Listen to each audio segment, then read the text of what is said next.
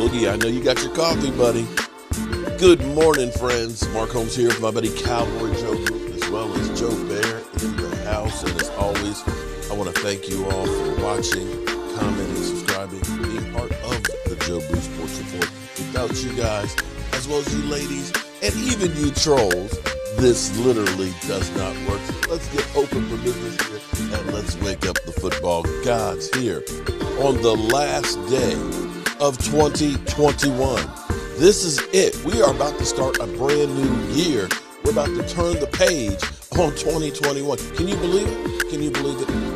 It's Friday. And of course, you know, we always live stream Friday nights, 9 o'clock to 10, sometimes 10:30 or so. And if it's really bad, we go to maybe 11. But tonight, it's going to be a special New Year's Eve edition.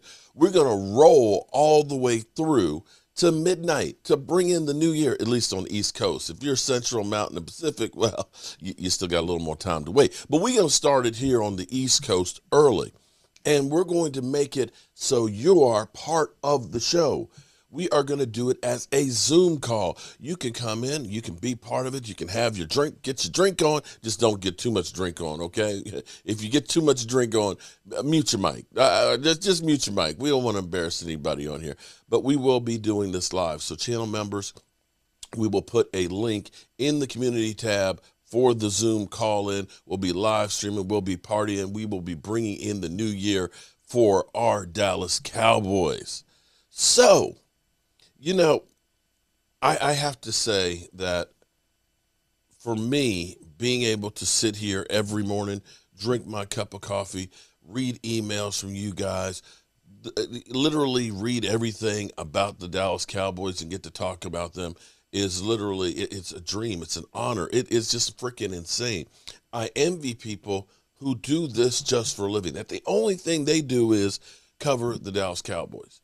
And for example, if you watched All Madden and they were talking about, Peter King was talking about John Madden, that he could, wake up whenever he wanted to wake up, wear whatever he wanted to wear. And for, 3 hours a week, he'd have to wear a suit 6 months a year. But he would wake up anywhere and everywhere across the country.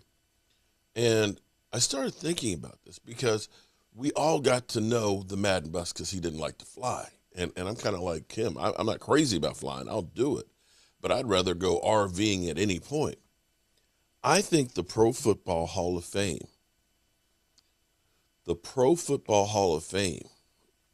should park the Madden bus in front of the Pro Football Hall of Fame and make it an exhibit to honor the best that's done it. The man who lived the life the right way. There's no way in the world the Madden bus shouldn't be there, parked in front of the Pro Football Hall of Fame. Rich from Pro Football Hall of Fame, I might send you an email on that one, see if we can get that started. Talk to my friends from up there. Because I think even if it was a temporary thing, I think it should be a permanent thing. It belongs there. It truly belongs there. Anyway, the Dallas Cowboys, surprisingly, the Dallas Cowboys that are the NFC East champions, never mind what Mike Greenberg said that the Washington football team, how are you gonna move the football against that defense, that Ryan Fitzpatrick was less tragic. Ryan Fitzpatrick, since the first half of the first game, has he actually been seen? I'm not sure he has. But then, of course, there was Shannon Sharp, who always puts his foot in his mouth. It's hard to be 8-8 now, considering you got an odd game. Yeah. But I can see you guys being 8-1. But you know what, Skip? Y'all not winning the division. Let me start with that first. You, Skip Bayless, your Dallas Cowboys will not win the division. The New York Football Giants are going to win the division. As a matter of fact, I'm going to go one step further. The Washington football team will finish second in the division. I'm going to take it a step further. You guys are going to finish third. Third in the division with a $107 million quarterback. Cocaine's a hell of a drug. Oh, boy. Yeah, the Cowboys.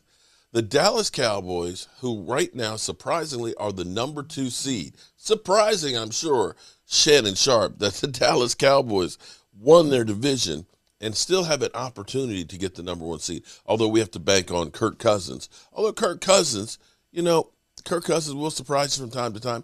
They did end up beating the Green Bay Packers earlier in the season in Minnesota. God, can't even speak this morning. It's not beyond pale. The thing with the Green Bay Packers is their defense is right now, I think, 29th worst over the last 4 or 5 games at giving out points. We're talking about a team that gave up 30 points to the Bears, the Chicago Bears. That's not good. So who knows? Who knows? But that game is definitely a game worth watching because it's going to determine a lot of what happens. Of course, our Cowboys play at 4 o'clock against the Cardinals who are reeling and are desperate to get back on track. Now, for the Cowboys, here's the thing. Here's the thing that's key. I remember sitting here last year, and it drove me crazy. There were a couple of plays early on in the season with our defense. And our defense, understand our defense is literally night and day different from where it was. The problem with the Dallas Cowboys defense was we've always had good edge rushers. We've always had DeMarcus Lawrence and then, Randy Gregory in there last year. The problem was we could not keep pressure up the middle. When you look at the stat sheets, okay, I played nose guard, okay? Position, they don't call it that anymore. They call it nose tackle. But a nose guard lines up over the center. You get beat from every which direction. But what your job is to hold the line. It's not to make tackles. It's not to make sacks. It's to literally get beat the hell up and hold the middle of the line. The ship's sinking, and you're plugging the hole. That's it. And we could not do it. But I remember a couple of those games last year where we're getting, defense is giving up 36 points. And you're sitting here looking at average quarterbacks that are looking like Joe Montana.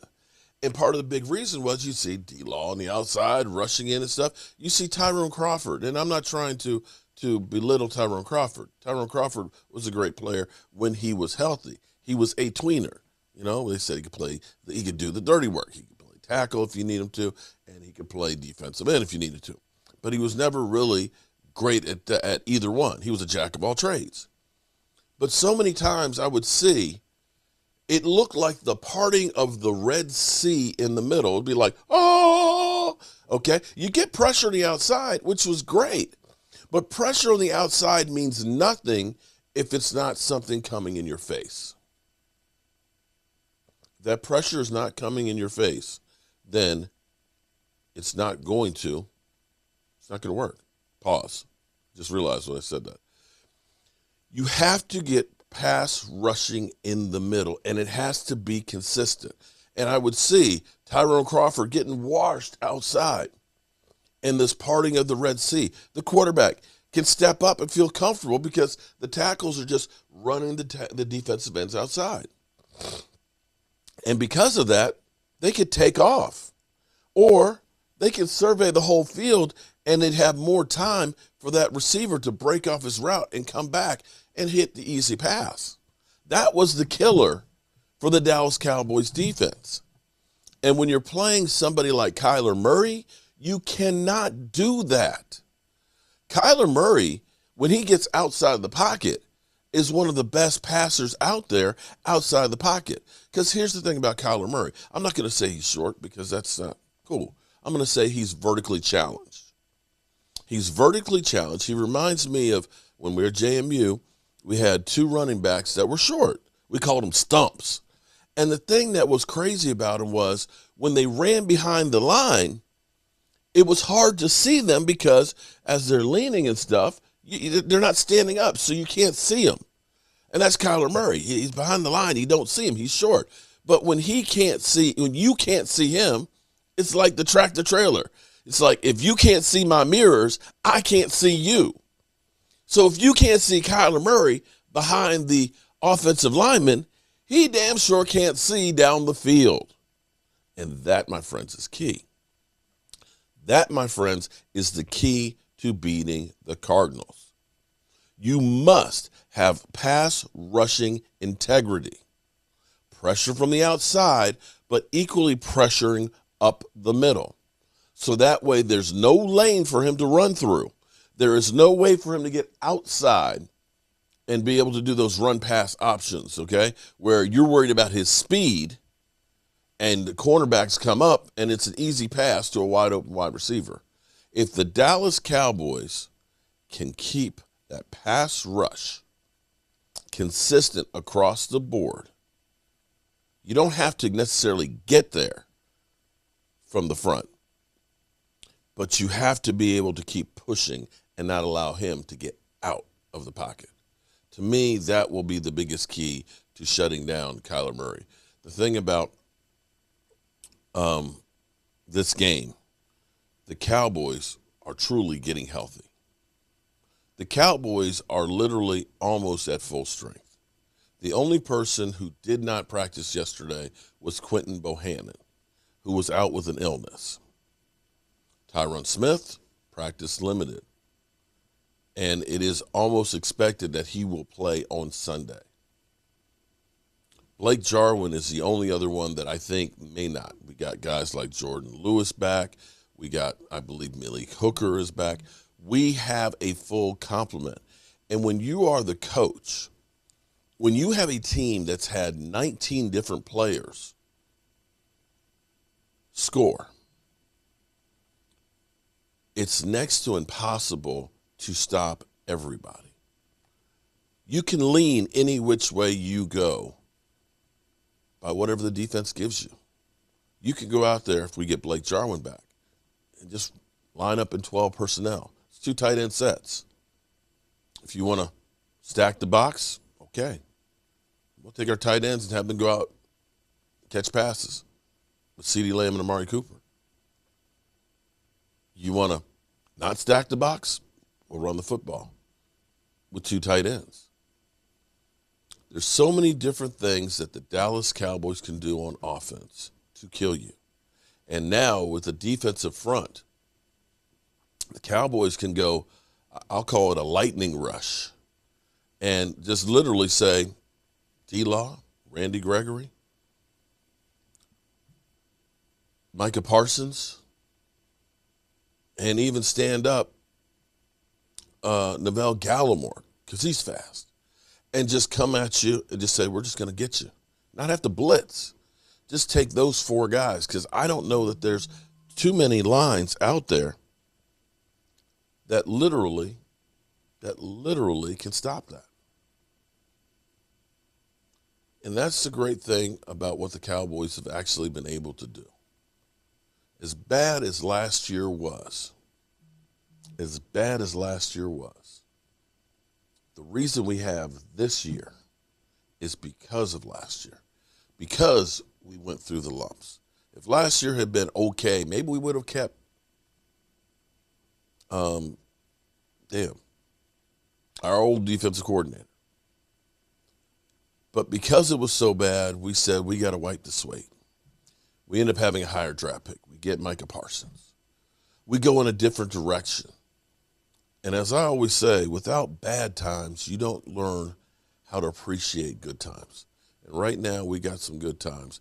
And you look at this and say that the Dallas Cowboys' future is bright. We have a lot of young talent. And we finally seem to have some coaches that know what to do with it. So we're going to end this morning's video off. And I haven't heard this, but Rex Ryan breaks down the Cowboys versus the Arizona Cardinals on Get Up. And we'll see what their take is on what the Cowboys need to do. Now to the NFL, Dak Prescott and the Cowboys host Kyler Murray and the Cardinals in a game with big NFC playoff implications. Cowboys enter the game on a 4-game win streak, and the Cardinals enter on a 3-game losing streak. So here's a look at the NFC playoff picture entering Week 17. Can't believe there's only 2 weeks left in the regular season. Cowboys and Cardinals have both clinched playoff spots, but Dallas still has a chance to earn the top seed in the conference, and Arizona can still earn a home game playoff game by taking back their lead in the NFC West. All right. So Sam Acho here still with us, and Mike Tannenbaum and Jeremy Fowler are as well. Okay, guys, let's start with this matchup here. So the Cowboys' winning streak has come against teams with losing records. Let's just put it that way. So Mike T, how confident are you that the Cowboys can continue this streak against better teams? Extraordinarily. They have the highest ceiling in the NFL. When healthy, they have a legitimate chance of winning the Super Bowl this year. That defense is dominant. When you have Micah Parsons, Randy Gregory, and DeMarcus Lawrence out there, teams just can't match up with three difference-making pass rushers. And all Dak Prescott has to do is play the position, play point guard, distribute the ball. They have fantastic playmakers up and down on offense. So to me, when healthy, when they're rolling, the Dallas Cowboys have the highest ceiling of any team in the NFL. Ooh, the highest ceiling, Sam. He's right. He's absolutely right. When healthy. And that's been the biggest key, when healthy. When the Cowboys were losing games, even when they were winning before they started their winning streak they weren't healthy. Dak wasn't healthy. I've been saying that for a while now. Ezekiel Elliott was limping out there. Dak wasn't moving the way he usually moves. Now, last week, they finally looked healthy. And so for me, I have no questions about their defense. I've been confident in their defense before the season even started, based off of Dan Quinn, number one. Number two, offensively, if the Cowboys can keep what they've been doing, if they can keep that together, which is keeping guys healthy, they'll be fine. They have a high ceiling. For me, it's about consistency. I don't think they've been consistent enough this season. Jeremy, what do you think? Agree or disagree with what these guys are saying? Hey, have we seen Tampa Bay's roster and how stacked it is? Have we seen Green Bay's quarterback play? Now, look, I like Dallas's chances to make some noise in the playoffs, but when I ask the execs around the league, the words fringe contender come up a lot. Yeah, they're good, but they're not at Green Bay and Tampa Bay's level in the NFC, and that's huge when it comes late January. Maybe they can make some noise here, but Dak Prescott playing better last week, but I'm not going to give him a ton of credit just yet because Washington was beat up. They were emotionally drained, and so I need to see a little bit more to get them over the top. It's so funny because in talking about these two teams, the Cardinals and the Cowboys, the same theme is running through my mind. These are two teams we have problems trusting. Let's just call it what it is. On the Cardinals, they're off to a win streak. They're perfect on the road until they lost to Detroit, of course. And then the Cowboys we ride this roller coaster with. And it seems like it's the same. Okay, so now here's the ultimate question. Who do we trust more come Sunday? Is it the Cowboys or the Cardinals? I'll let you go first, Sam. I trust the Cowboys more. I think sometimes winning matters, and especially these last couple weeks. The Cardinals have lost 3 in a row. I think the Cowboys are going to win this game. They've been dominant. They're on a little bit of a winning streak as well. Micah Parsons, DeMarcus Lawrence, Randy Gregory are going to hunt. They're going to get after the quarterback. You heard Michael Parsons say, yeah, Kyler Murray's a cheetah, but we got some lions. And lions hunt in packs. He said lionesses actually hunt in packs. So I think that these lions/lionesses are going to get after the quarterback. I think the Cowboys are going to win the game. Mike T, who you got? You agreeing with Sam? You going Cowboys or Cards? Absolutely going with the Cowboys. And again, what I mean by highest ceiling, they have no holes. They can run the ball, they can throw the ball, they can stop the run, and boy, can they rush the passer. And they're actually pretty good in special teams. So when we talk about completeness, I think some of those other contenders that Jeremy had mentioned have vulnerabilities that the Cowboys don't, and that's why I think they beat Arizona somewhat handily. Jeremy, are you going to be the contrarian here, or are you going Cowboys? Yep.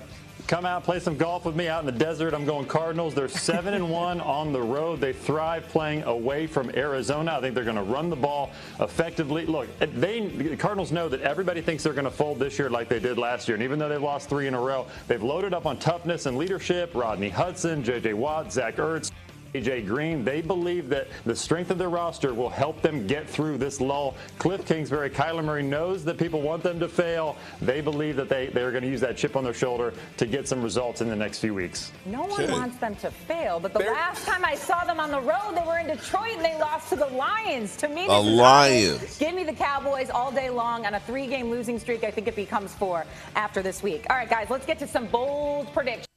Okay. Interesting. Here's the thing. Let's look at the schedules, okay? We, of course, have the Cardinals this weekend, and then next weekend we have the Philadelphia Eagles. The Eagles, of course, have a possibility of clinching a playoff spot, depending on if the 49ers lose and a couple other scenarios. We have the Rams. The Rams, of course, which are right behind us. See, here's the thing for the Cowboys is we probably need to win both games to at least hold on to that second place and to have that shot at the first place. If Kirk Cousins stands up and ends up winning. We need to win the game regardless before that because we play before them. The Rams play the Ravens, who are in desperation mode. And then they also play the 49ers, which are trying to make sure they hold on to a place. So you have two teams that are going to be motivated playing against the Rams. Then, of course, the Cardinals have us this weekend. And I'm sorry, I can't remember who the Cardinals have the last week of the year. I'm sorry. Cardinals have us this weekend, and then they have the Seattle Seahawks. You got to figure that if they can't beat the Seattle Seahawks, then they don't deserve to be in the playoffs. To me, for the Cardinals, this is a must-win situation because you don't want to go 4-game losing streak and then finish up with one win against Seattle. You have the Tampa Bay Buccaneers, which has pretty much the easiest road to hoe towards the playoffs. They have the Jets this weekend, and then they have the Panthers. So you've got to figure that they're going to win both of those games if they're actually playing their people, in which case if we lose one, we drop back. And, of course, the Green Bay Packers that have the Vikings and then followed by the Lions.